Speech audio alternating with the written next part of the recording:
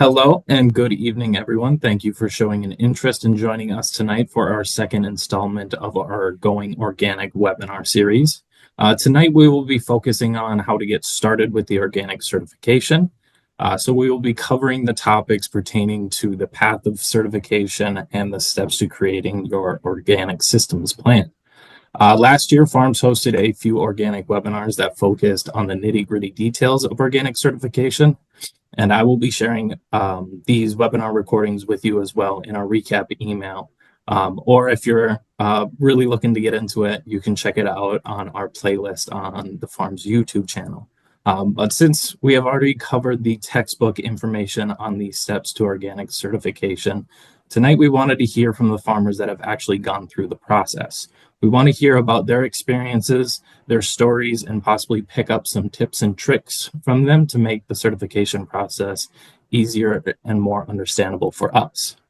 Tonight's webinar is supported by the United States Department of Agriculture Transition to Organic Partnership Program, administered by the USDA's Ag Marketing Service National Organic Program. So a big thanks to those organizations and programs for supporting us and allowing us to create educational webinars like this one tonight. For tonight's webinar, we will kick it off by introducing our farmers, just so we can get to know them a little bit better along with their operations before we start bombarding them with questions. The first hour of the webinar tonight, we will be focusing on how to navigate the path to become certified organic. Afterwards, we'll take a short 10-minute break around 7 p.m. And when we come back, we'll focus on the process of creating the organic system plan. So we have Ryan Pesch, Glenn Philbrick, and Marvin Baker joining us tonight for the farmer panel. These three professional farmers are here to share their wisdom and experience within their journey in organic certification. I will let these gentlemen introduce themselves formally. So with that being said, Glenn, would you like to introduce yourself, your farm, and explain a little bit why you got into farming and got into organic farming as well? Good evening, everybody. My name is Glenn Philbrick. I'm here at Biddendale Farm, fifth generation farm. I'm a lifelong farmer and currently have a cow-calf operation with my dad. I became certified organic in 2016. That's crops, not the cattle. Cattle is another set of paperwork. And so since becoming certified organic, I've grown vegetables, flowers, and native grassland flowers, and some seeds, both vegetable and flowers, for contract. And I've also done a lot of research that has to be on certified organic ground, and some research that hasn't. So research has always been part of my operation. What drove me into organic is that when I was initially skimming what is definition organic, I realized I'm already doing a lot of these things. And so I decided I want to make the leap because I personally have some issues with chemicals and some bad experiences. And so this is one reason I transitioned to organic, and also I looked at as a market opportunity. And so I hope to share with you tonight the challenges, what to expect, and some do's and things to help you out. Excellent. Thank you. Ryan, would you like to introduce yourself? Sure, yeah. It's Ryan Pesch. Own and operate Lida Farm with my family. We're a commercial vegetable operation in Otter Tail County, so we're 2 counties in from the North Dakota county line or something, or state line. I've been in operation here since 2004, and we were certified. We were certified for 5 years. I was certified starting in 2017 up until the 2021. I let my certification lapse when I decided I've had enough of certification during the pandemic. So there's maybe a story there, but yeah, I mean, you know what? Hey, in terms of introduction myself personally and getting into farming and all that kind of stuff, I'm a first generation farmer. Grew up a town kid in East Grand Forks, so I'm officially North Dakotan. Jake, first 2 days of my life was in Grand Forks, but in college, I stepped into a food co-op and I got really excited about this whole food thing. And that led me to apprentice on a certified organic operation foxtail farm in the St. Croix River Valley. And so I did that as an apprentice for 2 years. 1 year on my own as a tenant farmer, selling in Minneapolis and growing in Lake Elmo by Stillwater. And after I was done with the cities, we came here in 2004, had a kid, had 3 kids. I've been doing this thing since. So I don't know. That's it. That's perfect. Thank you for sharing. Marvin, would you like to introduce yourself? Oh, it looks like you're still muted, Marvin. Thanks, Jake. Can you hear me? Yes. Okay, that professional farmer might be a stretch, but I'll see what I can do here. So I started growing vegetables in 2004, and we became certified organic in 2006. And there's a reason for that. I'll get into that sometime during the discussion because there is a transition period we're going to talk about, and I'll explain why we circumvented that. But we became certified in 2006. We are in Ward County, North Dakota, northwest of Minot, up toward the Canadian border. The entire, all these years, we've gone to farmers market in Minot. It's gotten pretty successful for us. We started a CSA as well, and that's kind of been up and down. But the market has just continued to get better and better all these years. And so we kind of put more energy into the market. Lately, we've gotten a lot of comments about our organic status, whereas in past years, it didn't seem to make a difference to anybody. But in recent years, that's changed. There's more of a awareness of organic now, and I'd like to see that. And yeah, that's kind of my story in a nutshell. That's perfect. Thank you. Thank you for sharing. You're welcome. Now that we got to know you guys just a little bit better, let's get into the questions for the evening. So my first set of questions pertain to how a farmer gets started on their journey of becoming certified organic, and what are some of the things that this new farmer should be prepared for. Embarking on transitioning your farm to organic can seem daunting, can be overwhelming at times. So the goal of tonight's webinar is to demystify some of the hesitation and the anxiety that farmers may have about going organic. So with that being said, my first question for the panel: what are the first steps to becoming certified? How long will it take for someone to become fully certified on their farm? And Marvin, would you like to respond? Okay, so the first thing you should probably do is get to know the NOP, the National Organic Program, because they're going to have regulations and standards that you need to know about at some point in time, because you can't just willy-nilly say, hey, I want to be organic.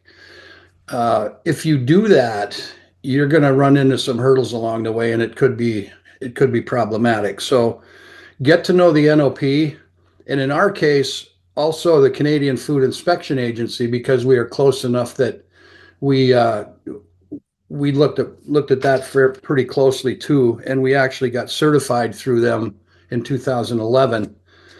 And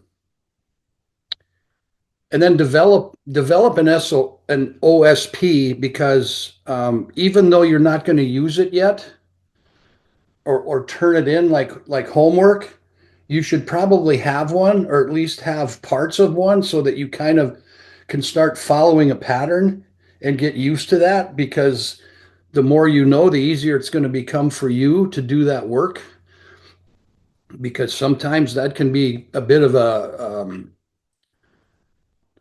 it can be difficult sometimes if you don't know what you're getting into, and you don't have an answer, you don't have a book to get an answer, that kind of thing. So you should contact a certifier. Now, I don't know, there's got to be 30 or 40 different certifiers you could get hold of to have your farm certified through. So you need to choose somebody, and even if you don't stay with that individual or that um, organization, you should at least start the conversation so that you feel more comfortable when you get to that point where you need to be certified or need to be inspected. I mean, because inspectors can be, they can be good, they can be good or bad either way. Um, and it's good to have that, know that information before you get into it too deep. Um, you should also understand the fee structure because there's different costs involved with this,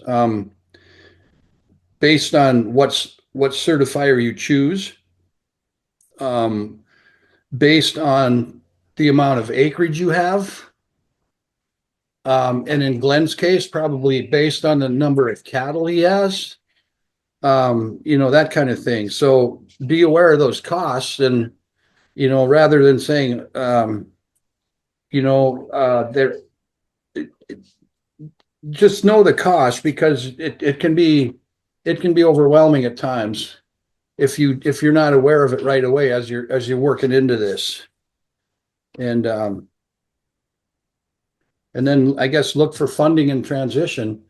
There's different places that can get you grant funding to help you out. And I think we're going to talk about some of that later on, so I'll save that. The second half of that question is the timeline. How long does it take? 36 months. So it's a 3-year transition period. And the theory is, not theory, but the routine is that'll give you enough time to purge any chemicals off your property. And then and maybe if I didn't understand that question correctly, if the timeline to get certified from the point you start your paperwork to the end can take a month to 3 months. That was a perfect response to that question. I thank you. Glenn or Ryan, do you guys have anything to add? All right. I do, if I could. Absolutely, go for it. So I want to add on to the transition period. And so the transition period is if the piece of ground that you're going to grow whatever on has had a prohibited substance, the transition period is 36 months from the day of last prohibited substance applied. So let's say that you have a piece of ground that nothing's ever been applied, that you don't need to wait 36 months for that one. So, let's say it's been 18 months. Okay, it would be 18 months from that last date. So, for example, if you are going to move forward, become certified organic, you're going to identify on a map and with legal description the piece of property that you're growing whatever on. And it's going to ask for field history. Now, for example, let's say it's rangeland. That's a lot easier to do. But now let's say it's like Marvin or I's gardens. We've had a lot of things growing in a small area. And so you end up listing that. And so that's where it gets a little more complicated. But again, it's the last application of a prohibited substance. Are there fertilizers that are allowed for organics? Absolutely. There are pesticides that are allowed for organic. There is also fungicides allowed. So there are some things allowed, and there's a whole list of what is allowed. And so it doesn't necessarily have to be 36 months, but it could be. I would also suggest that identify another operation like yours or what you want yours to look like. So the easy one is like, well, what if you're growing small grains and you want to do it organically? It's pretty easy, at least in North and South Dakota, Minnesota, to find someone like that. Now, maybe vegetables might be a little bit more challenging, but what if you're looking at processing in your organic. That's a whole other set of paperwork and a whole other set of challenges. But I would find someone like that to mentor you and help you with that process. And as for how long it takes, um, I so the first time I did it, let's see, I started the paperwork in April 2016, and I got my certificate in November 2016. Now I switched certifiers in 2024, and I started that paperwork April or May, and I got my certificate in December. And granted, there's things I had to do it twice with existing certifier and new certifier, so I did everything twice, two different sets of software. But when to get that initial first certificate, for me, it was at least 9 months. I would have to say, given what I grow and because of research, it does make mine a little more complicated. And to be fair to my inspector, I had one come. He's like, I don't have another client like you. What you do is very unique, is what he told me. And I get that. I appreciated his being upfront with me. And so he had to understand what to record and came back with a lot of other questions. So it may take longer given the nature of your operation. And I'm just throwing it out there. And it's just the way it is, because inspectors are human too. And it's like, if they haven't encountered something, it might just take longer. So just expect that. Jay, could I add something? Yeah, absolutely. Go for it. It's what I said right away about the circumventing that transition period, and Glenn kind of touched on that. We became certified in 2 years because a city employee we purchased our property from the city, and the city employee had been mowing that property for 18 years. And she verified that through an affidavit that we turned into the certification agency, and they bought off on it. So we were able to beat that transition period by about a year. So, and personally, in my case, it took 6 weeks from this time I started the paperwork until the time I was informed I was certified organic. It was 6 weeks. It's definitely the only thing I'd add is kind of what Glenn was mentioning. It's always good to reach out to people that are doing something like you're doing.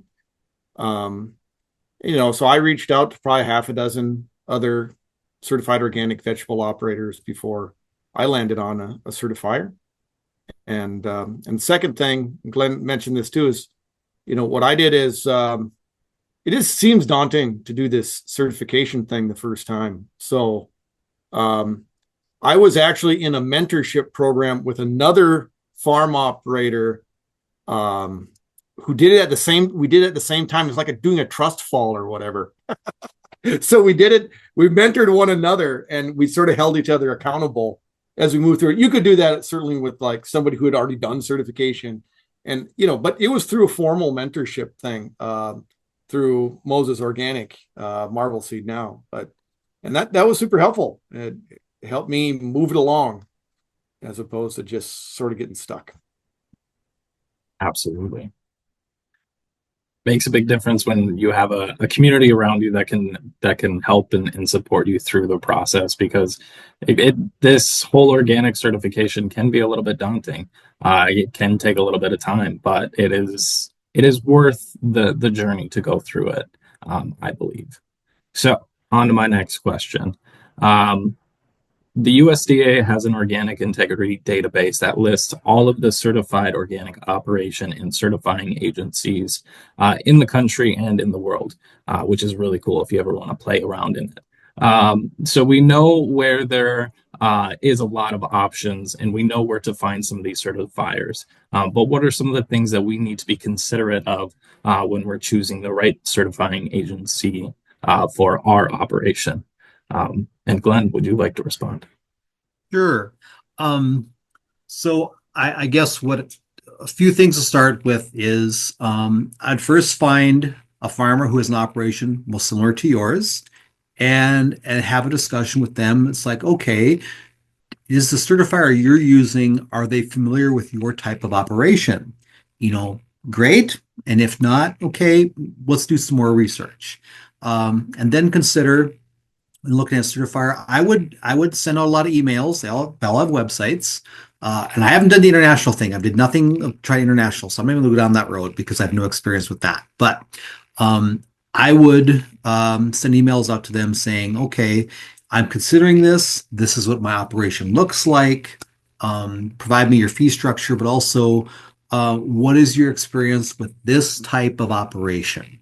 That would be helpful, and because you want to hear from them. And also, well, our inspections cost money. Where would the inspector come from? East Coast, West Coast, or are they in your vicinity? Or if they are in your vicinity, can they fit you in with several clients within your area? Which should happen to me. They fit me in with several clients in their area. Those are some questions I would ask. Also, can you easily reach out to them if you have a question about a product? So it's like I say, I'm considering using this soil amendment, or OMRI approved. OMRI is the term when it's approved by USDA NOP for use in organic. If I have a question or I'm unsure of something, can I contact you? That's important because I think some have great customer service skills and maybe some not so much. Or they'll say, "Oh, the onus is on you," and it's like, well, when I've been going through the list, I could find an OMRI list. OMRI, this is OMRI listed, but there's some gray area out there to where things aren't really blunt, and it may say can only be used in certain circumstances, but it's not where the way I just said it. I've encountered one product that way. Or I'm lucky I did not apply it, even though I have it, because it was prohibited unless I had a soil test that said you must have this, which the soil test was a little bit ambiguous. So it's good to have a customer care specialist who can walk with you in evaluating products, because part of your organic systems plan is identifying amendments or other things you're going to use in addition to seed. And part of that is saying like, okay, am I allowed to use this even though it is OMRI listed? And so that customer care, I think, is essential, because I don't expect them to have knowledge to know off the top of their head by any means, because the OMRI book is huge. But at least they have the fortitude to work with you to make the determination. That's, to me, that customer service is a key thing. That is a great way to respond to it. That customer service aspect is super important, and we are very diversified farms to begin with. A lot of times we're growing many different crops, doing a lot of different unique things compared to the conventional world. And it's just nice to be able to cross our T's and dot our I's when it comes to certification. We've put all this work and energy into becoming certified and being certified for our customers. We just want to make double, triple check sure that we're going to stay in compliance within those guidelines. So thank you. Marvin or Brian, would you like to add anything else to that question? Can you repeat it, Jake? Yeah, absolutely. So we know where a lot of the certifying agencies are because of the organic integrity database, but what are some of the things that we need to consider while choosing the right certification agency for our operation? I'd say close to home, because you can save a lot of money. And like Glenn said, there's certifiers on either coast, and some of them are pretty good, but they're going to cost you a lot of money to get them to your farm. And so if you want to stay within a budget, that's probably the best way to do it. That's about all I have for that. Perfect. Yeah, and reinforcing that, I was certified by OCIA in part because they're centered right in Red Lake Falls. And so they were here in Northwest Minnesota, pretty close to home. Their inspection rates were less. But they also, I queried them. I'm like, do you work with other vegetable operators? They're mainly crop people, but they're like, yeah, we have a good half dozen of you guys. Whereas most people in the upper Midwest are a lot of vegetable people are MOSA people. And MOSA certifies a lot of, at least in Minnesota and Wisconsin, a lot of organic vegetable operators. But kind of like Marv was saying, these folks are more closer to home to me. And I sort of felt, I don't know, comfortable with them. I don't know. After I talked to them a little bit, it was fine. That's a big part of it, is just being comfortable with these people, because you're gonna have to work with them for a while, a few years. If you keep your certification, these are the people that you're going to be talking to on a yearly basis. So get to know them, get to like them. Otherwise, find a different agency that you do kind of vibe with, for lack of better terms there. All right, so we have talked about how to get started and how to pick your certifying agency. Now, I know there is going to be a lot of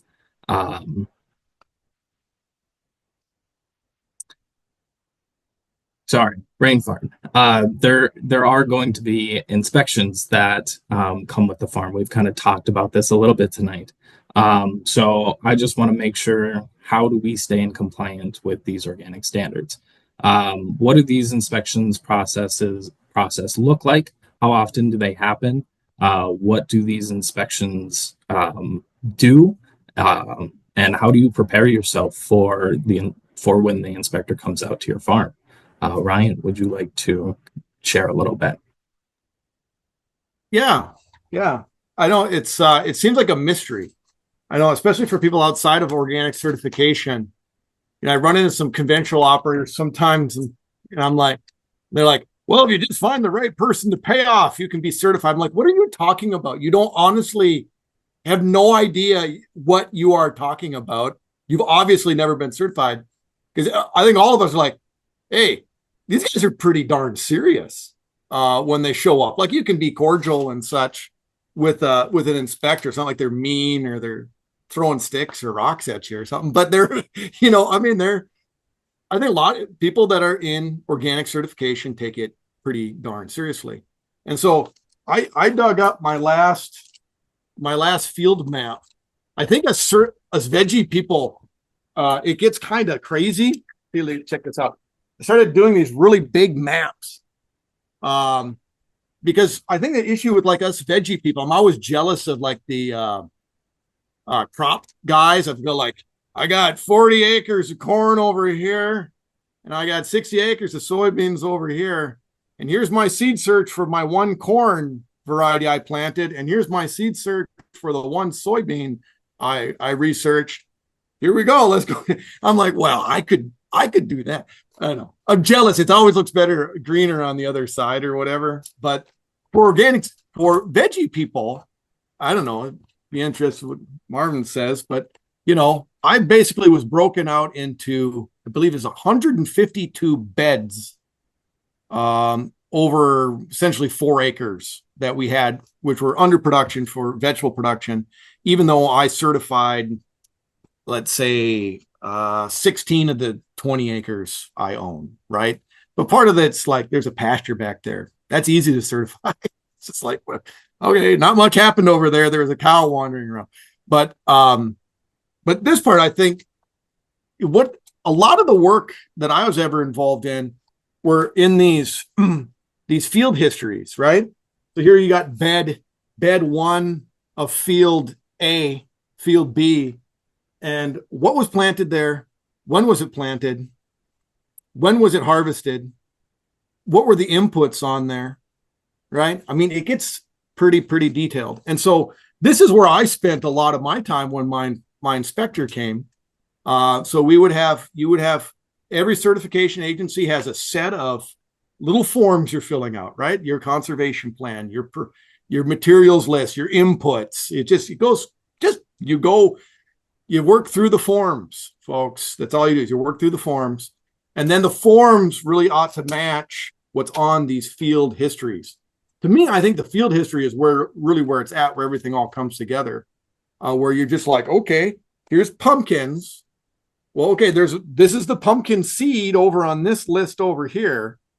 And then there's pumpkins that were planted here. And here's this material I put on here at this rate. They'll want to know the rate, like how much, if you're using sustain, how much sustain generally are you using per acre or per bed? And so I'm doing weird calculations to get things per bed. And then, lo and behold, that sustain is also on that list over here in that form. So these things need to match up. They need to match up. So there's a lot of details involved. I guess it's the way I think about it.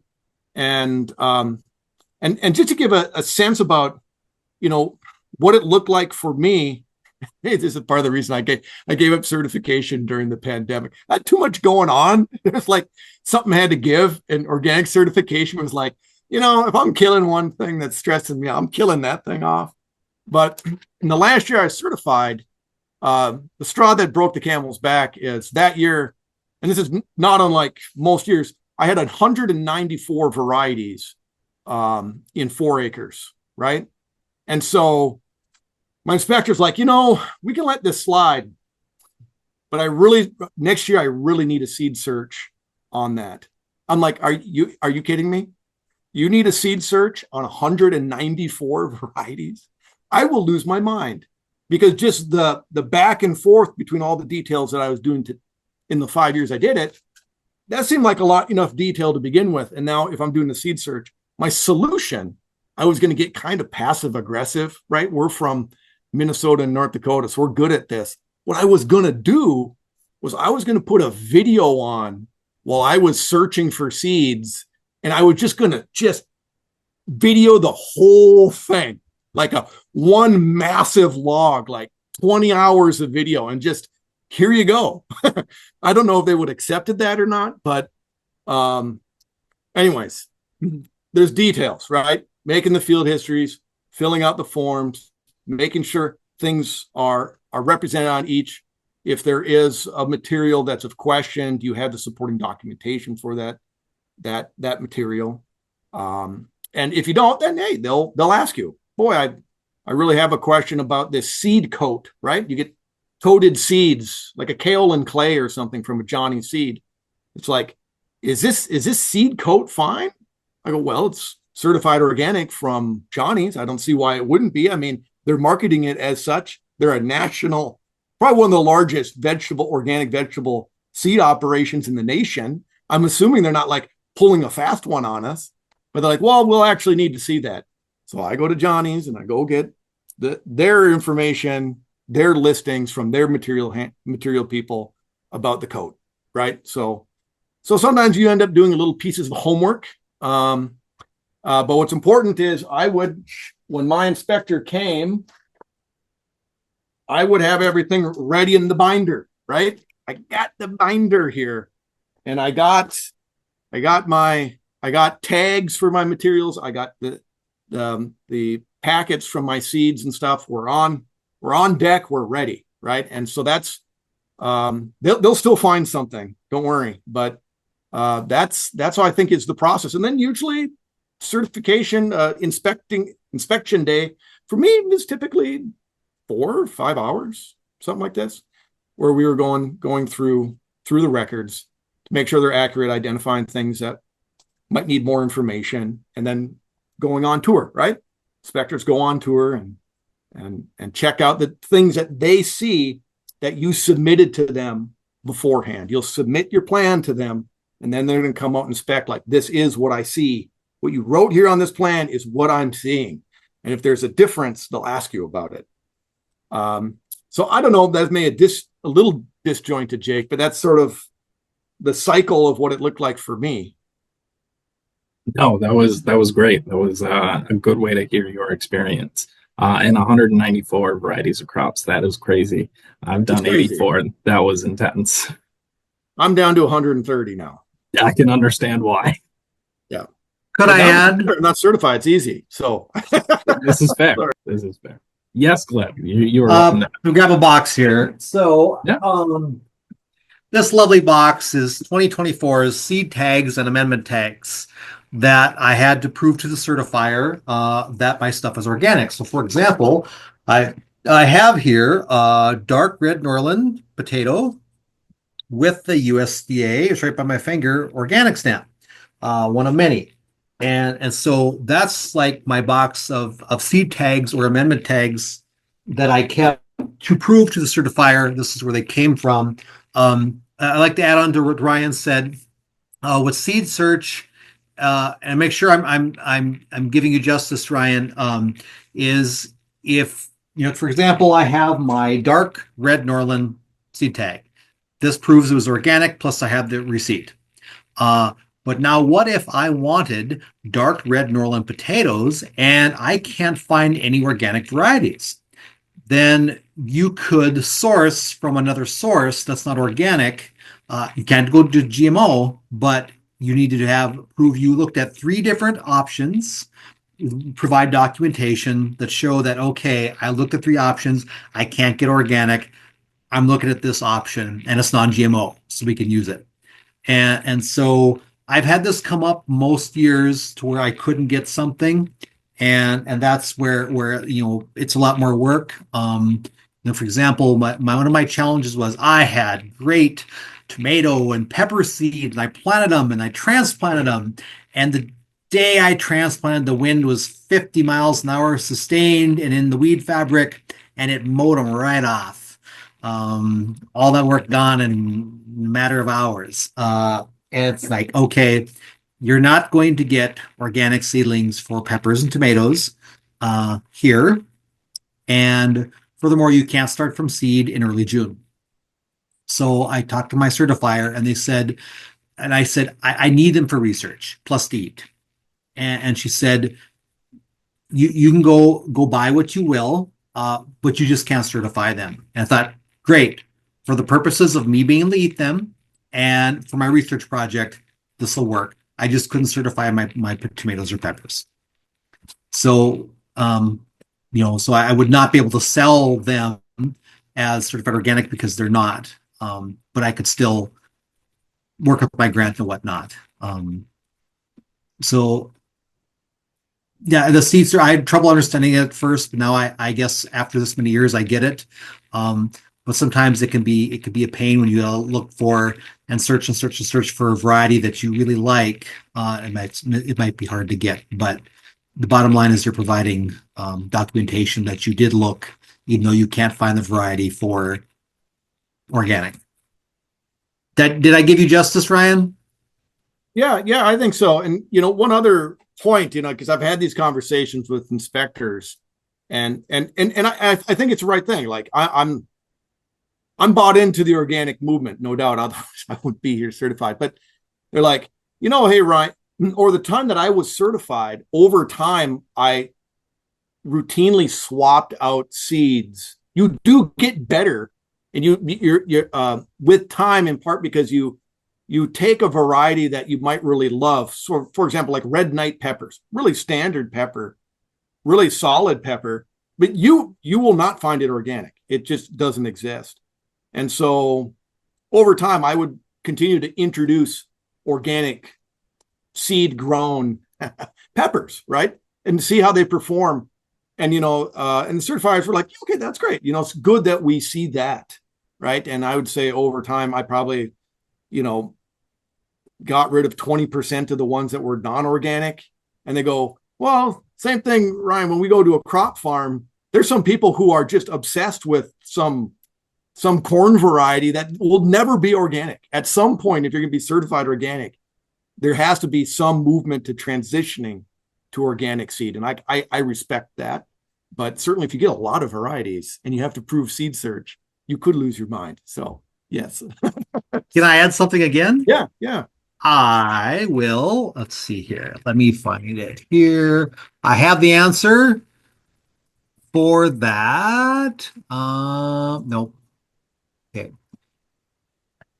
So what if we are really fond of some variety, but I can't get it organic?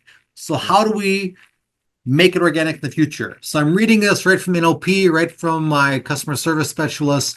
USDA Organic Regulation 205.204A states producer must use organically grown seeds, seedlings, or planting stock, etc., except that non-organically produced untreated seeds and planting stock may be used to produce an organic crop when a equivalent organic produced variety is not commercially available. There's an exception for edible sprouts. I'm not going to go on there. Or non-organically produced planting stock to be used to produce a perennial crop may be sold, labeled, or represented as organically produced only after the planting stock has been maintained under a system of organic management for a period of no less than 1 year. So let's go with that, Pepper. So we've grown Red Knight in our garden and we saved the seeds. So for 2025, it's not going to be organic, but hey, I saved the seeds and did everything organic. So for the next year, we could get that certified. And I could be wrong on this too, but I think that rule also applies when you're doing like fruits or perennial type Yes. crops. That after that year, now you can sell it under the organic brand. Correct. It just needs to be under your facilities for that time period. Correct. Jake, could I chime in? Please do. Okay. So we've been doing this quite a few years, and when we started,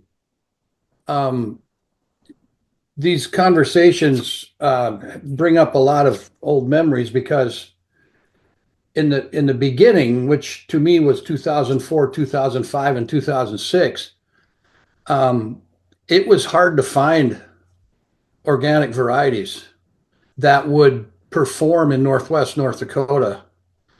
And so I about lost my mind back then because I needed to put this together, but had a hard time finding things. But over the years, it became easier and easier because now there's companies that are 100% certified, and we just lean on them because it's that old adage: if when in doubt, order from High Mowing, right? Because we know they're going to be 100% certified.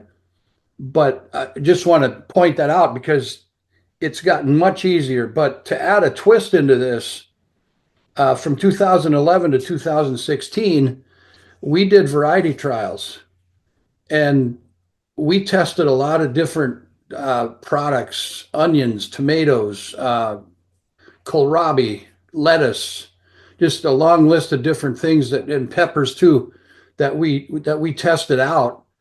And they were difficult to find in organic, but when we did, we just ran with it. And we're still using some of those varieties today because of how they performed in our variety trials back then. I was a part of those same variety trials that Marvin was, and I consistently use the lettuce from one of those trials, and that lettuce was only the outer row, basically to provide a barrier. I threw out all 10 of those varieties of lettuce that were tested. I'm like, the border row still tastes better. Anyway, just saying. That's the cool thing with some of those variety trials, especially the local ones, because then we can kind of understand like what works well and what doesn't, and then we never have to change our varieties again, which if you're farming or gardening, you know that those varieties can be very, very much held close to your heart. All right. So Can I add one more thing? Yeah, please do. So there's the environmental factor, and what may grow super well at Marvin's place may just perform poorly at mine. And one of the seed companies I worked with, he said, I had a farmer and once they tell me, it's like, why did you have me grow this? This is the worst variety of lettuce I've grown in my life. 2 states over, farmer said, this is the best variety of lettuce I've ever grown ever. I'll grow it again. And so you don't knock yourself down as a grower. It could be your soil and the environment that ultimately affect the flavor of whatever you're growing. So for example, if we look at the grapes in France, the soils there are unique, and that has a huge influence on the taste of the grapes. And the farmers there really get that. So if we bring that variety over here, it's not going to perform the same way as it does in France. No, that's an excellent point. Another kind of just thought that popped into my head is if you are a young farmer and you really want to get into the seed game, organic seed production is a very good venture to get into, just because there's a lot of these farmers out here that have these special varieties that they're looking for, but you just can't find them anywhere. But yeah, that's my little tangent. So my last question for this set is, so I'm always kind of looking for helpful resources and connections to kind of make my life a little bit easier and just to learn some more about a certain subject. Do you know of any people, organizations, or resources that's helped you through the certification process? And Marvin, would you like to start? Oh, you're still muted, Marvin. I keep forgetting. That's I'm okay. getting old, Jake. I'm getting old. My memory's not as good as it used to be. I'll keep reminding you. So there's a lot. I mean, there's basically an endless supply or list of people and organizations that you could take a look at. It's going to depend on what your needs are for your farm, and what you think is best, your best way to learn what you need to learn. Because, for instance, I guess I'll start right with your county extension agent. They're going to have some general knowledge of what you need to do. So I would suggest contacting them and just at least initiating the conversation, because they can help you at least a little bit. And there's NRCS. They have a lot of a library of information that can be helpful. It may not cater to your specific system, but there's general information that you could get a lot of answers. Agricultural Marketing Service, USDA, just a whole bunch of different ones. Now, in my case, I did it a little bit different back in 2005 and 6. So I knew back then that there's a university that has a lot of organic production and caters to organic farms, and it's UC Davis. Back then it was called Cal Davis. And they had a website that I just kind of gravitated toward that website, and I learned a lot of stuff off of that website that I needed to know about, and it really helped me. And I've often said that I probably spent a semester at UC Davis because of what I learned there. But it's not only that one. I mean, there's others. The University of Vermont has a program. They actually have a degree, not a degree, but a certification of classes you take, and you get a certificate saying you've done this organic classroom project. And they also, in the University of Vermont's law school, they have a library of organic legal stuff. So if you want to dig into that part of it, you can get it at the University of Vermont. And Cornell also has been a leader in organic too, so they've got a lot of information. So, and then as far as people, I guess I can come up with two names that I've worked with, and one of is probably retired now, but his name is Terry Jacobson, up in northeastern North Dakota, in the town of Wales, which is close to Langdon. He taught me a lot as a mentor. And he was very calm and, cool about it. So I thought, okay, if Terry can do this like this, I can too. And then the other one would be David Podall, who's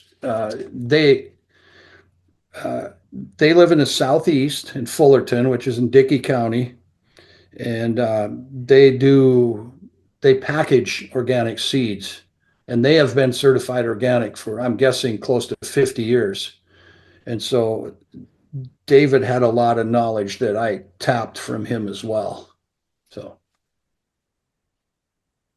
No, that was perfect. Thank you, Marvin, for sharing some of those resources with us. You're welcome. Glenn, you look unmuted. Would you like to share? I can't outdo Marvin, but I will suggest Marble Seed, formerly Moses. They have a lot of resources on their website, plus a conference. They're a great regional conference for this part of the country. And Organic Seed Alliance, you're looking at seed, and they do a lot of work with Organic State University. And it's also linked to University of Wisconsin-Madison. There's a lot of organic research there. And not to forget Rodale Institute. And Rodale Institute has did a lot of, and Rodale Institute does have some programs with mentors there as well. So there's a couple resources I would suggest. But if you're specifically looking at seeds, look at Organic Seed Alliance. What's cool about OSU and University of Wisconsin-Madison is they do a lot of work with culinary work, such as let's grow for flavor or for this trait in whatever it is we're growing. For example, they grew a squash that substituted for ice cream. So you could have an ice cream cone with no dairy whatsoever. What a great way to pull the wool over someone's eyes. Anyway, it's kind of cool. That's very cool. That is, I did not know that existed. So that you just blew my mind, Glenn. I'm going to go down the rabbit hole tonight. Ryan, do you have any resources? I saw you put one into the chat. Yeah, I just threw one in the chat. That's the one I used that I thought was really accessible that Jim Riddle did. He was kind of the early stage of organic. He was on the first organic board when National Organic came into being. So he's a real resource in Minnesota. But that's really just about certification, right? I mean, it seemed like there were so many little pieces to it.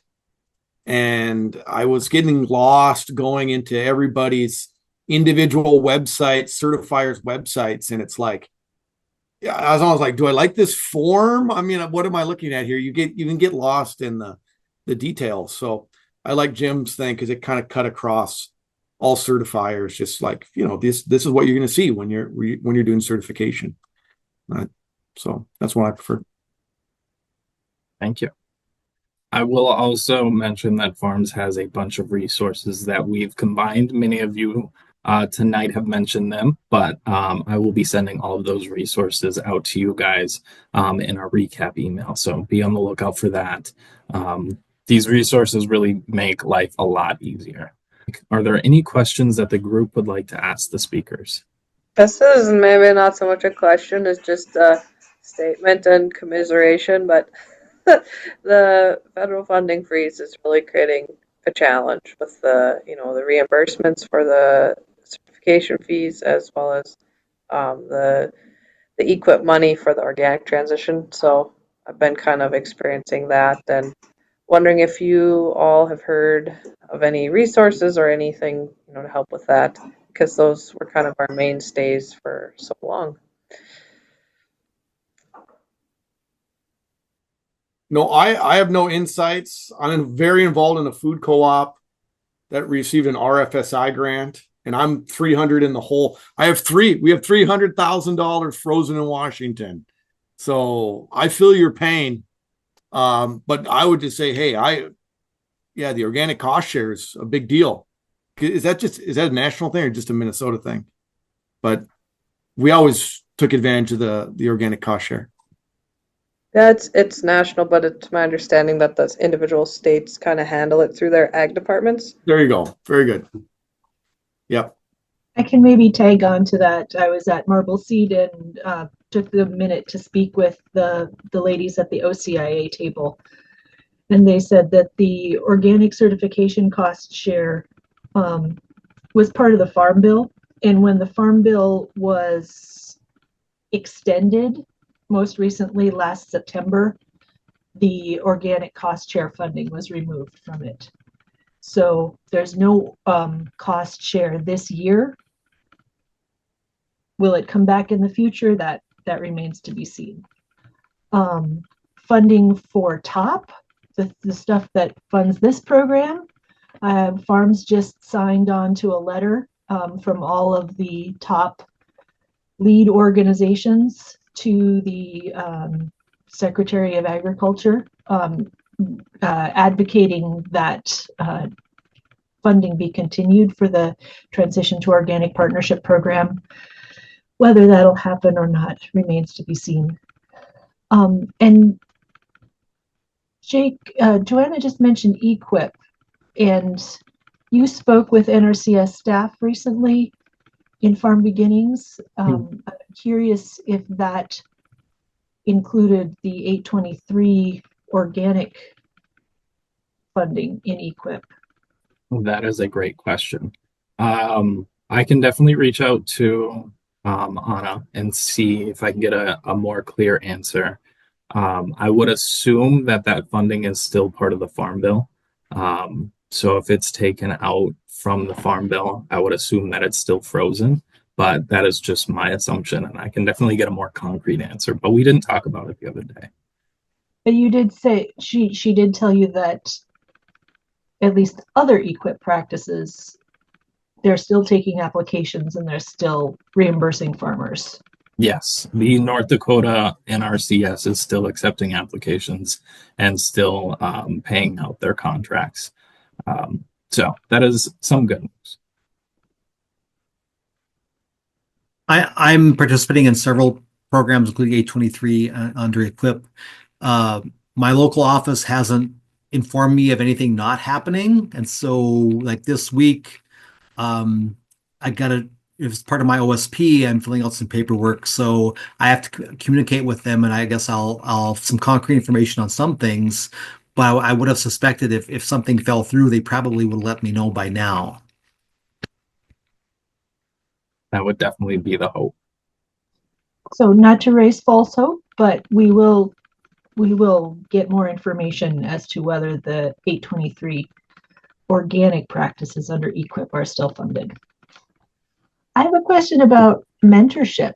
You guys talked about finding somebody near you, and OCIA has a mentorship program where they are paying certified organic farmers to mentor beginning farmers. Are any of you mentors through that program? You want to say a little more about that, Glenn? I said just interested. I'm interested. I didn't sign up yet, but I'm interested. Oh, you haven't signed. Okay. So FARRMS is able to do these webinars because of funding through OCIA International, the Organic Crop Improvement Association. And we're in the Plains region, and OCIA is the lead for the Plains region transition to organic partnership program. So a few years back, the USDA noticed that new transitions to organic certification were declining significantly. And so they put money toward educating farmers on how to transition and providing resources to help them transition. And that's called the Transition to Organic Partnership Program. And a big part of this in the Plains region is the mentorship program. So they have applications here both to be a mentor. To be a mentor, you have to have at least 3 years experience with organic production and certification. You must be able to connect with your mentee 45 hours per year and have a thorough understanding of the organic rules and certification requirements, as well as an understanding of the challenges and benefits presented by organic certification.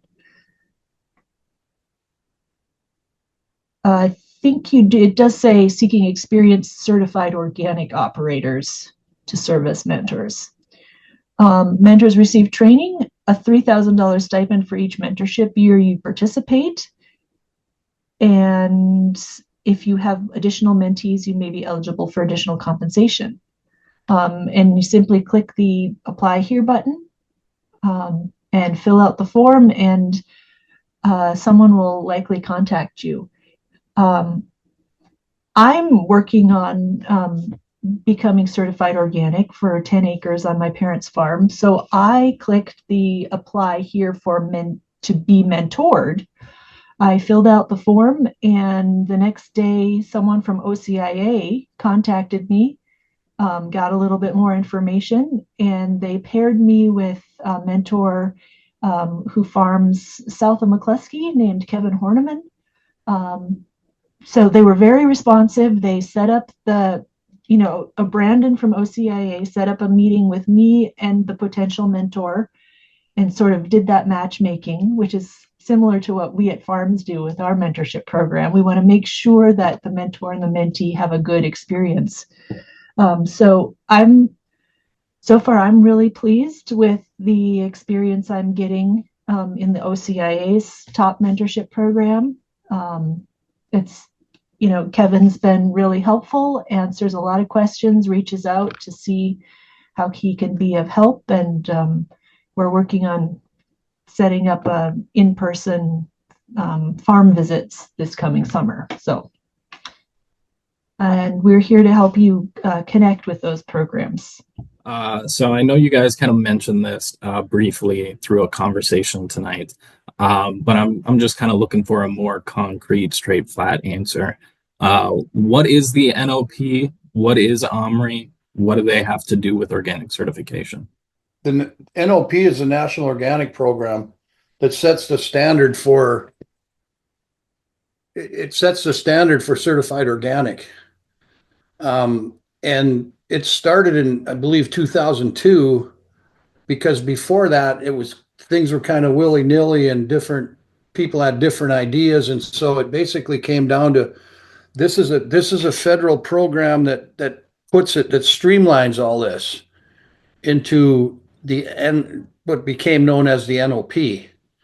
And so the standards and regulations are all there, what you would need to be certified in the United States. Now, in my case, with the CFIA, it's a little bit different. They're not the same. They're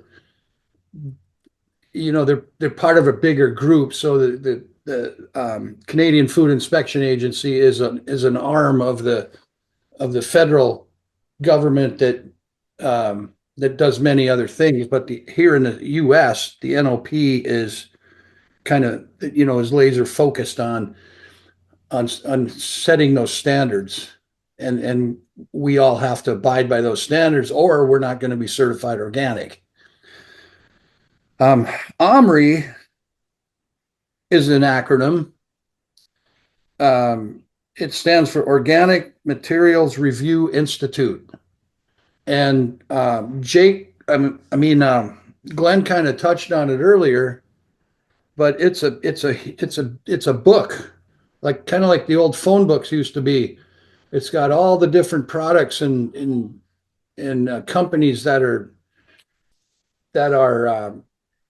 said to be organic. I mean, it isn't 100%, but it's pretty close. And so if you're skeptical about a product and you look in there and you see it, there's a pretty good chance it's going to be, okie dokie. You can go ahead and use it. That's what OMRI is, and they have a little logo that's stamped onto a lot of products that tells you, you go into for instance,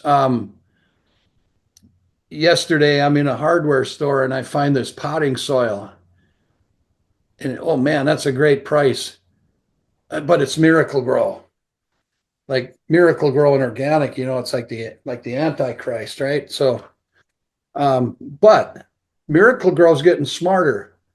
They're working toward organic, and in fact, they had this potting soil was OMRI listed. So there you go.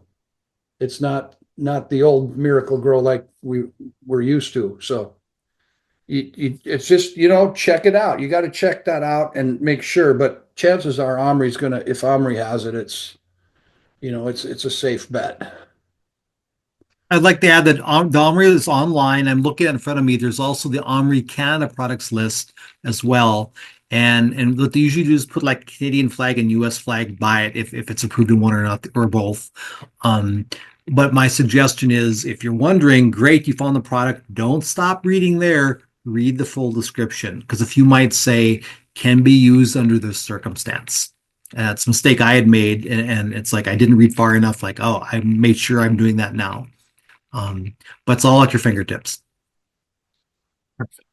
I thank you, gentlemen, for sharing.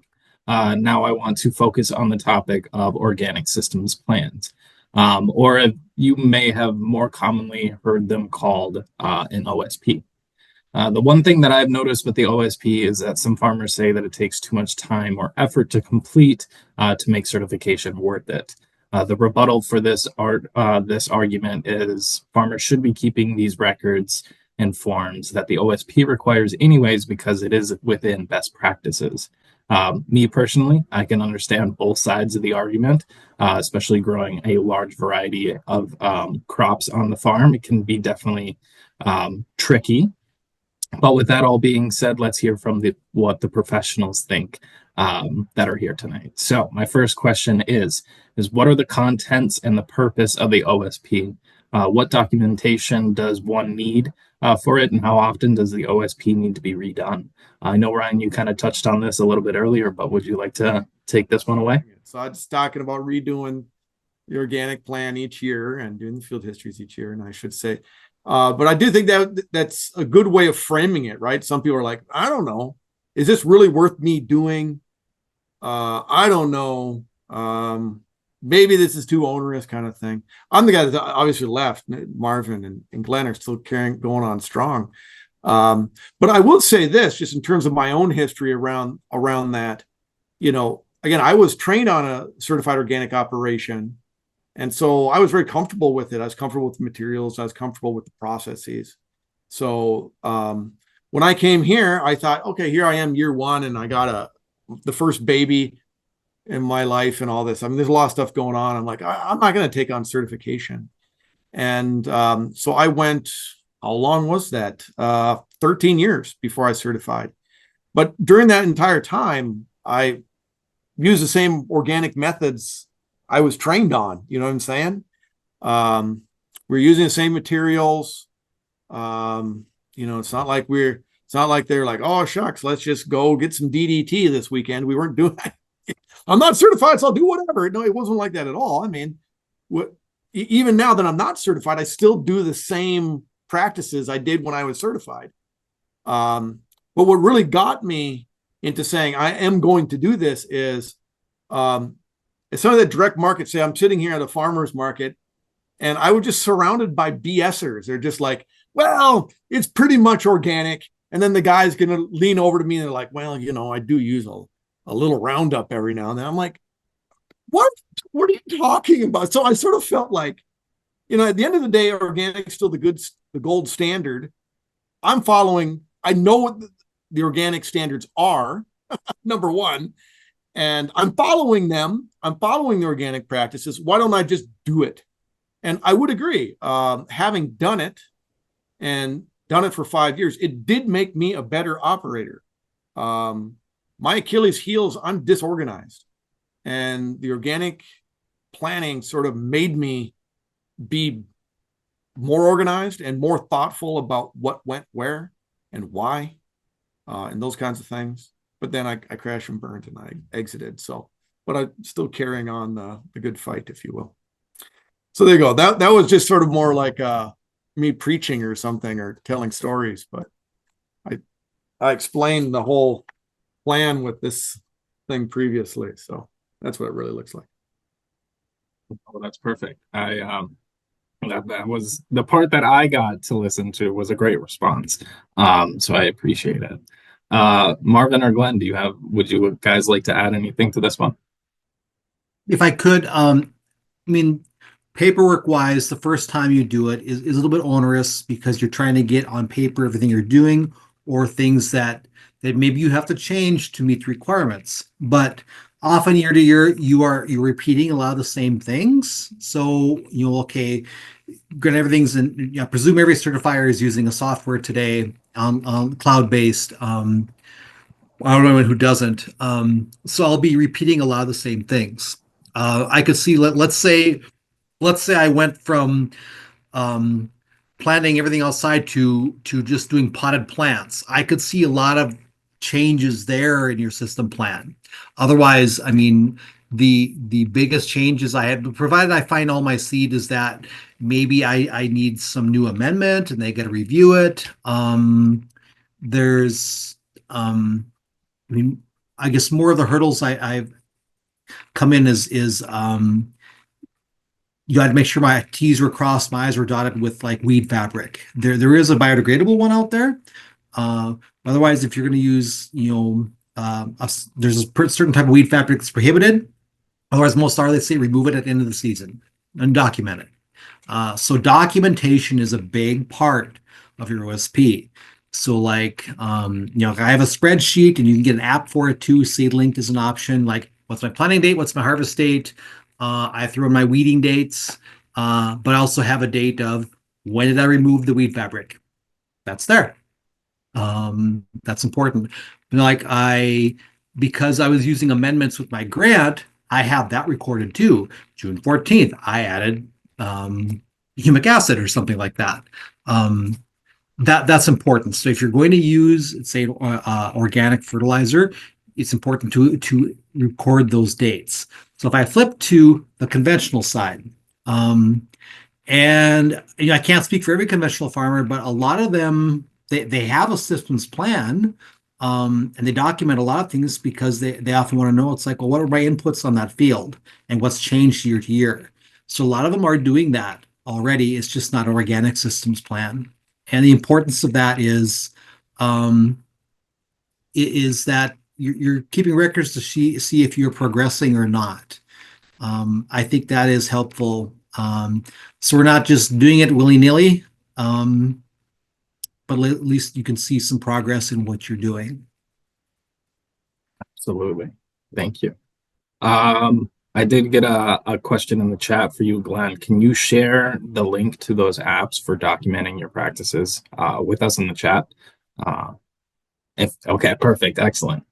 And then Marvin, would you like to share anything on this question before we move on? Sure. So I gave you guys some wrong information earlier.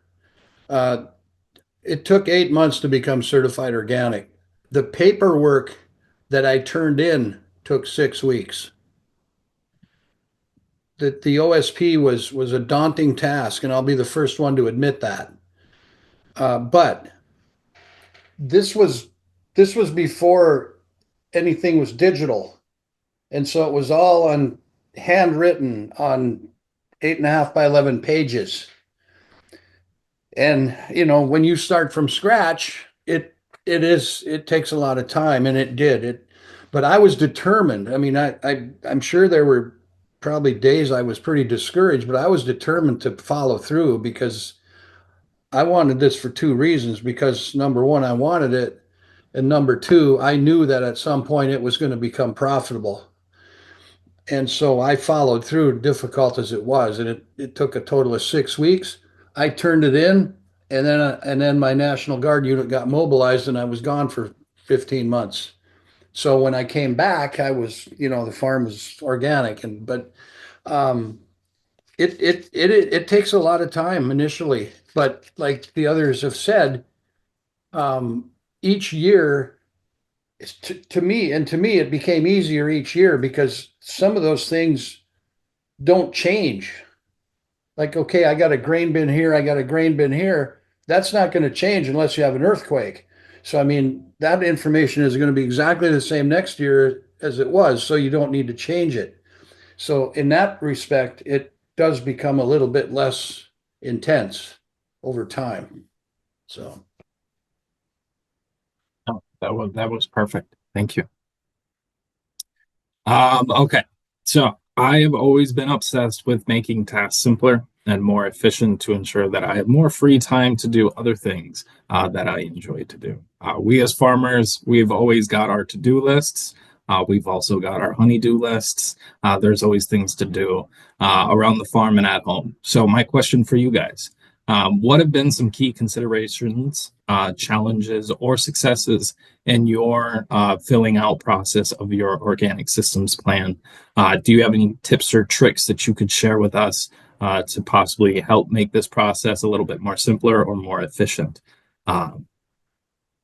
Glenn, would you like to kick it off? Can I?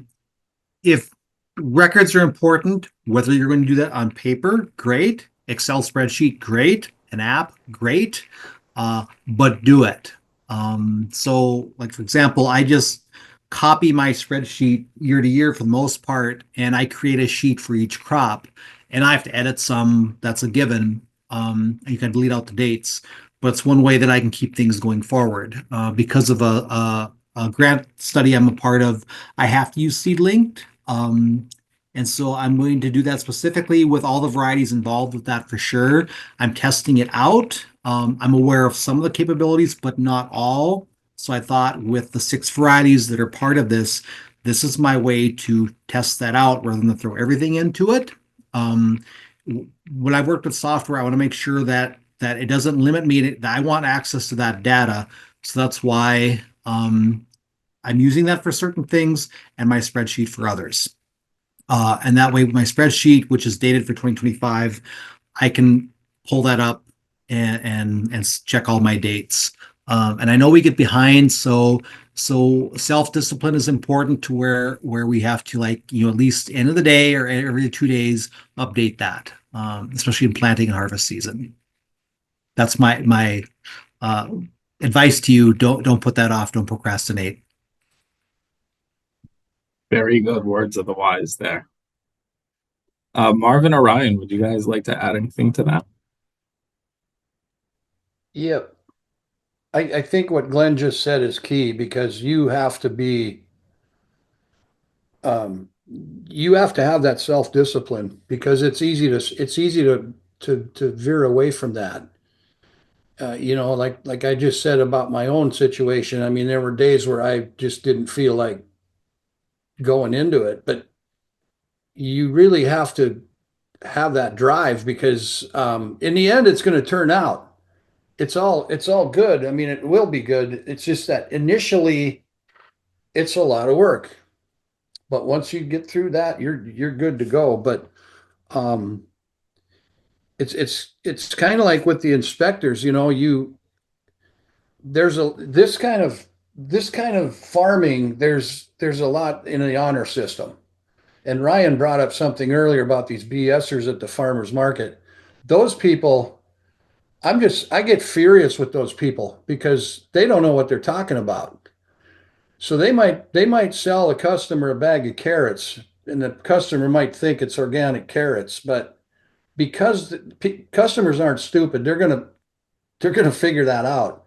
But for us, it's a higher calling, because we know what we need to do, and we know what kind of customers we're going to cater to. So it's a matter of discipline that you have to work with this.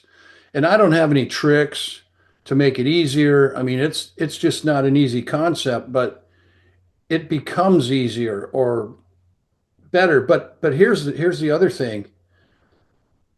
And I've been saying this a lot, but you know what? It's good bookkeeping. Even if you're not organic, you should be keeping books like this, because it's just good bookkeeping. And if you are a good bookkeeper, which I'm not good with math, but if you are a good bookkeeper, doing this OSP is probably going to be much less intense than what I did. So maybe that is a trick. I don't know. If I could add, I like what Marvin mentioned about the BSers at the farmers market. I have friends in my area and neighbors that consistently buy certain things from me, and they trust what I do. And I got to be able to look them in the eye and say, here is what I did, da da da da. And so, like, for example, I mentioned we started, I have some vegetables and flowers and seed that is certified organic. My cattle is not yet. That is a set of paperwork for another day. Even though there are grazing pastures that are certified organic, I cannot legally call that certified organic beef until that paperwork is done and completed that says I can. So I'm very critical about that, in that whatever I am, giving or selling to my neighbors, I'll say, yes, this is certified organic. For example, last summer, my tomatoes and peppers, I shared them and I said, oh, these are not certified organic. And I explained to them why. And it's like, oh, they completely understood, because, I mean, the wind took me out in the day. It's a matter of my practices were organic, just the source was not. And so when you're really transparent about that, people appreciate that. That's good marketing as well. That's the biggest thing that I've noticed with organics is just that marketing component and how you can communicate your products with your customers is extremely valuable. But Ryan, would you like to add? Yeah, I'd agree with Marvin saying it. It's, he's talking about mission. I think it's really about integrity, right? I mean, it's like you gotta want to do this because it doesn't happen automatically. So you're doing this to really say, whether you're saying, hey, it's the good housekeeping seal of approval. This is still the gold standard by which people say, no, this actually is what I'm saying it is. And that's what led me to certification, and why I respect certification for what it is. And I think what Glenn Marvin is talking about is sort of like a practice. You sort of have to get into this practice of record keeping. It does make you a better operator. And it's sort of like if you do yoga every morning, you'll just get you just do it, and then it'll just sort of become part of who you are. and that's good. The only trick I ever had, it's a low tech but tech thing, is I started using the Notes app a lot, right? So if I'm just in a field and I just have a running Notes app thing, just because you can always reconcile these things, but it's like, what did you plant what on a given day, right? Sometimes when I'm in the middle of the summer, I have a hard time that's why I moved to the big sheets of paper, because I could just hang them up and I could easily go and add to it. Whereas I know myself well enough that, say it's the end of the day, I will not open a laptop. I just won't. And then another day goes by, and then I'm trying to remember what happened. And I just can't. So I started using Notes app on a lot of things where I would just have a running Notes app, and all I'm ever doing is just it's kind of cryptic. But if I have a date or something that was applied or what I did when, and it ranges on a whole bunch of things. It's just a long running, because then when I'm doing field history or I'm missing something, I go back there and I kind of know where it is. And I know I wrote it down, so then I can pull out the actual date or the actual information and put it in. And that's a good point, Ryan, because it doesn't matter who you are, or it doesn't matter how smart you think you are. You're not going to remember everything that you've done. And so you really have to do these kind of things, because then you can just boom, it's right there. Instead of, oh gosh, what did I do on Thursday? I just don't, that kind of thing. So yeah, you'd be thinking for 20 minutes for right, something you could have just written down. And if you have that reference, it just makes it so much easier.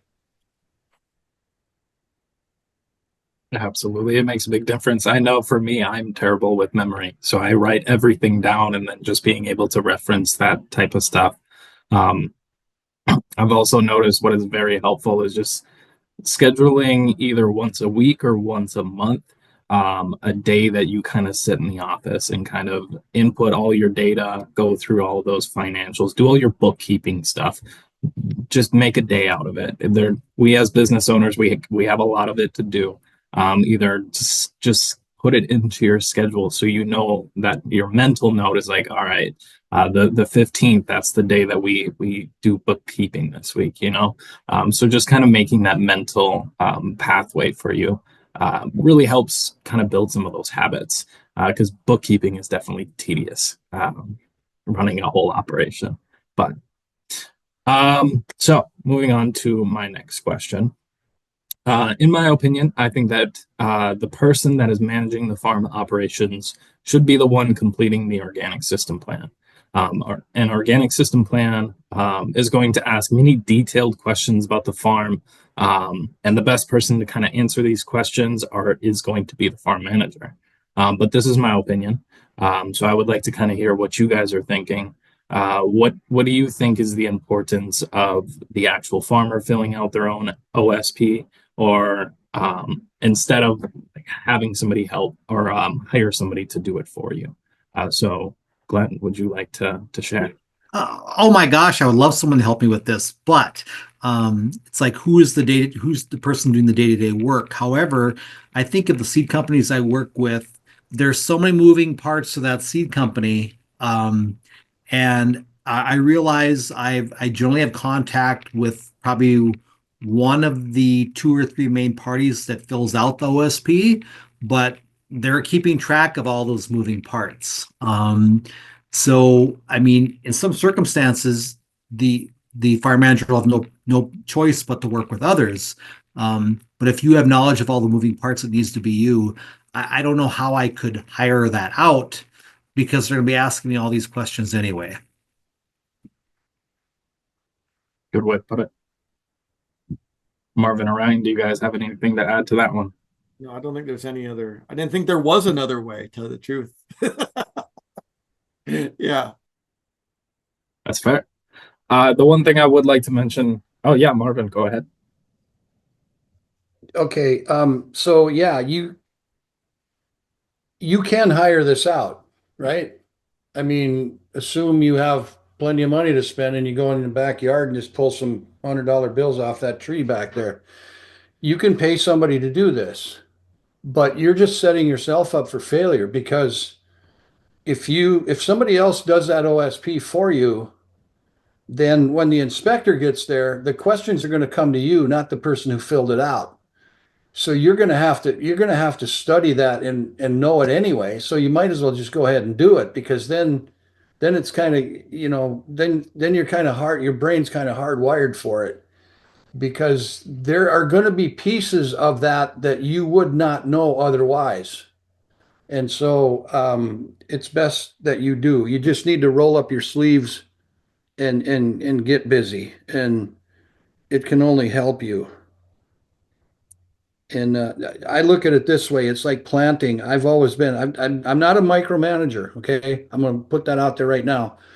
But I do like to be involved with all the planting because then I know where all the broccoli is. I know where all the peppers are, and all that, and I can just kind of visualize it and not have to try to figure it all out. It just makes it a little easier, and it's the same with the OSP.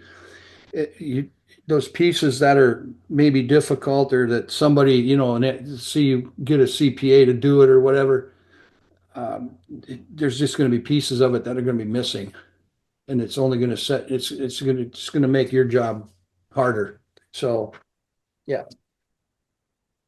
Well said. Um, with this all being said, I would like to mention it may not be the best option to hire somebody out to do it for you, but that doesn't mean that you can't get help with kind of filling out these OSPs. There's plenty of resources out there. We have mentioned quite a few of them tonight. Your extension agents, Rodale Institute, and then I will talk about this a little bit later, but FARRMS also does a technical assistance.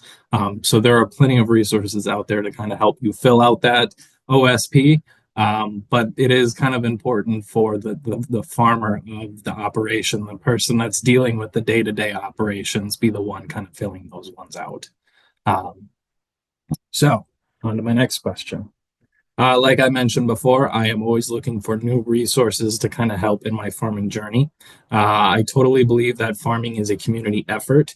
There may be only one or two farmers that are actually out in the field, but it definitely took a village of people and knowledge to get that farm going and where it is today. So my question again for you gentlemen is, are there any people, organizations, software, or resources that you have all come across to kind of help you go through the OSP process a little bit better? And Ryan, would you like to start this one? Yeah, I think I hit on it. The big one for me was a mentorship. If any know the Sustainable Farming Association, is this guy named Jerry Ford, really into garlic. Anyways, he was we were paired up together, not as a kind of mentor mentee, almost as peers, really, to make this thing happen. And so yeah, he worked through MOSA, I worked through OCIA. We had different certifiers, but really the process is the same. I mean, there might be some different personalities and characteristics that one certifier is a little more into than the other, but the overall process is the same. And so we were always trading notes. and hey, where were you at? Where are you at on this thing? Or does this make any sense to you? And so, that what I think is the most helpful. So I second Stephanie's idea of the getting in a mentorship program. Glenn or Marvin, would you like to add anything? I guess when I started, I didn't have a mentor, but and where I started, it was all Word documents. The software wasn't up yet. Some were really straightforward, and others I didn't have a clue. So I called my customer service specialist, and they helped walk me through, because there was some I'm like, I have no idea what you're asking for here, or I think I do. And like the one that threw me for a loop was my perceived notion of what compost was. I was totally wrong about that. So I had to go by, what is the NOP definition of what compost is? And so I make sure I check the right box. Now I get it. I did not get it then. So whenever that one comes up, I kept one default and checked the wrong one. And it's like, wait. So whoever your certifier is, that's a fair question to ask them is, whatever part of the plan I'm working on, can someone sit with me over the phone, over Zoom, to walk through it? Because if I just don't get it, and I truly believe that's going to happen if you go down the road to becoming certified organic.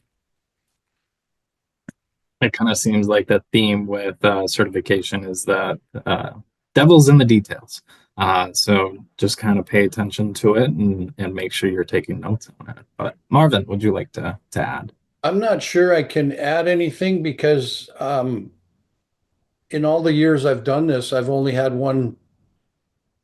worked with one organization, and I basically started from scratch in the beginning and worked through it. So by trial and error, basically. But I will say this, that if there were times when I got stuck, I know who the other organic producers are in the state of North Dakota, so I could call them and seek out advice, and that helped a lot. In fact, I'm going to go back and mention the name David Podol again, because he helped me a lot a couple of times over the years, and that's really all I can add, because I don't have any details about different certifiers. So. No, that's perfect.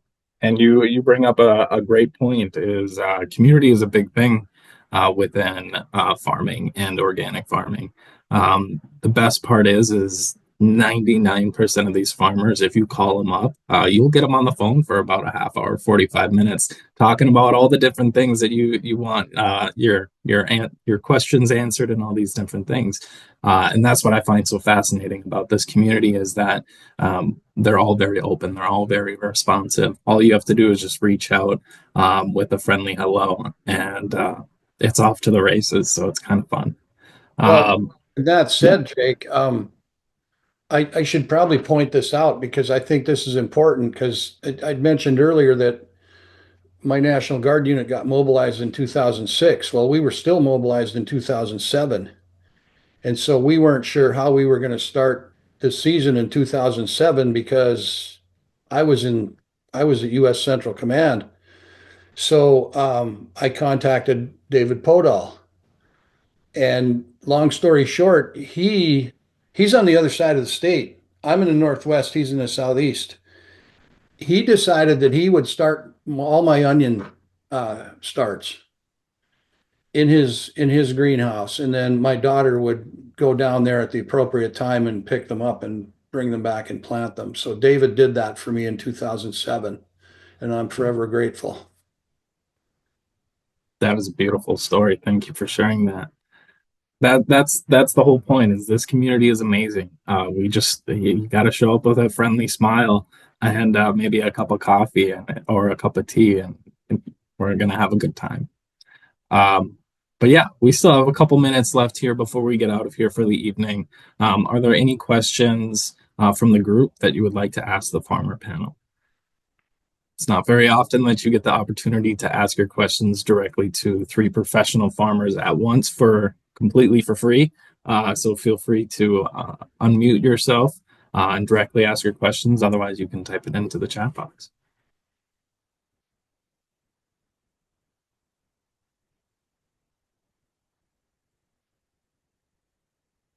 So I do have a backup question for you guys.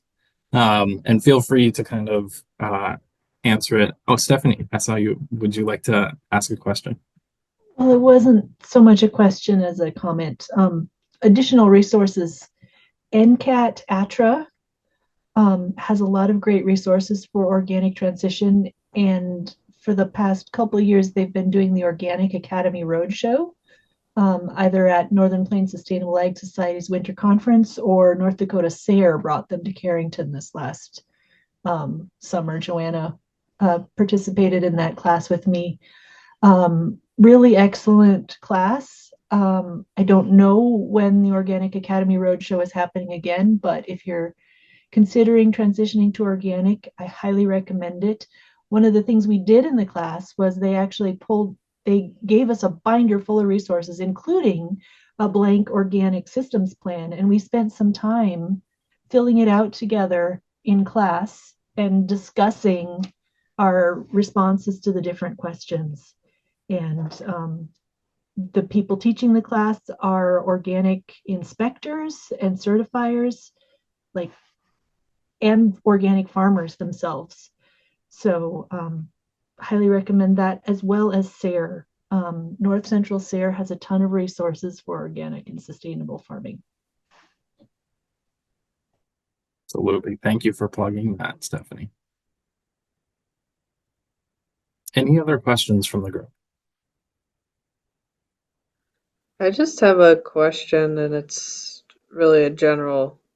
I mean, there could be lots of examples, but on our farm, we definitely have a split operation where my parents are farming conventionally and I'm working on this organic transition. Any advice or tips on how to make that inspection go more seamlessly with like trying to make sure everything is differentiated between what's conventional and what's organic? Because we have so many things going on. Yes. So have a discussion with your certifier on how to separate that.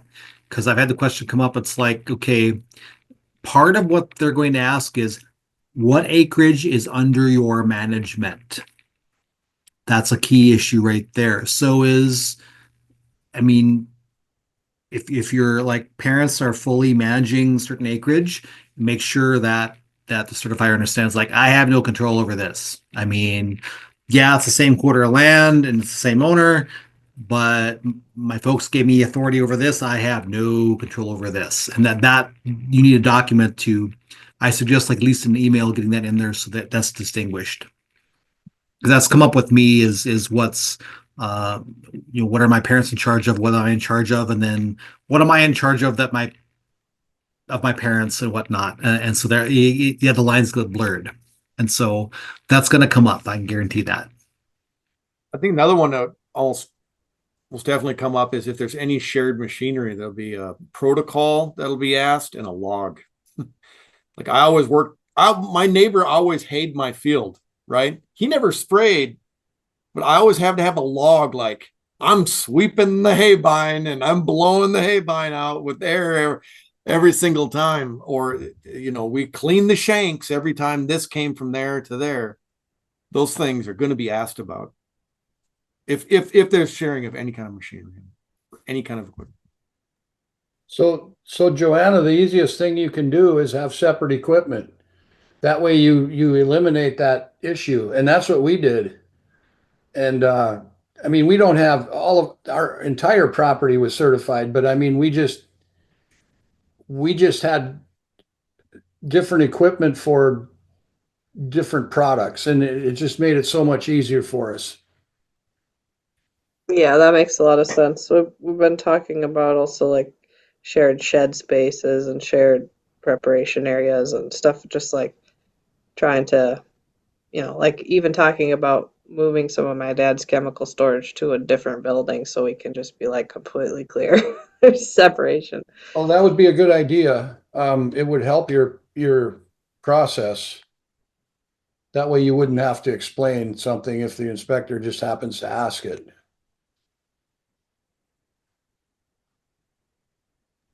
I assume that applies to grain storage too. Like in my case, the 10 acres will be planted to some kind of grain crop, but there's bins on the property that are also being used to store non-organic grain. So with that, you're going to document the cleaning of that bin so that it's fully cleaned out of the non-organic grain. And you photograph it as well.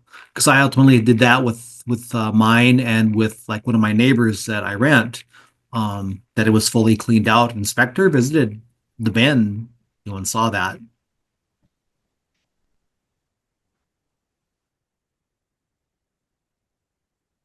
It is definitely a little tedious to kind of keep those two operations separate, but given some time and some brain power put to it, it definitely can be split. But it's definitely a challenge. But all right. Well, first, I would like to thank you three gentlemen for taking the time out of your busy schedule to come in and answer some questions for us tonight. So, Of course. Hey, you're welcome. Glad I could be here. I would also like to mention that at this time, FARRMS is offering technical assistance to kind of help through the process of getting started with organic certification, working through your OSP, and so much more. So feel free to reach out to me anytime. Otherwise, you're welcome to fill out our TA inquiry form on the FARRMS website. I will be inviting you to join us again March 31st for our last installment in this webinar series. In that session, we will be focusing on the success of organic farming, focusing on record keeping and business planning, a few topics that we touched on tonight and why they are so important.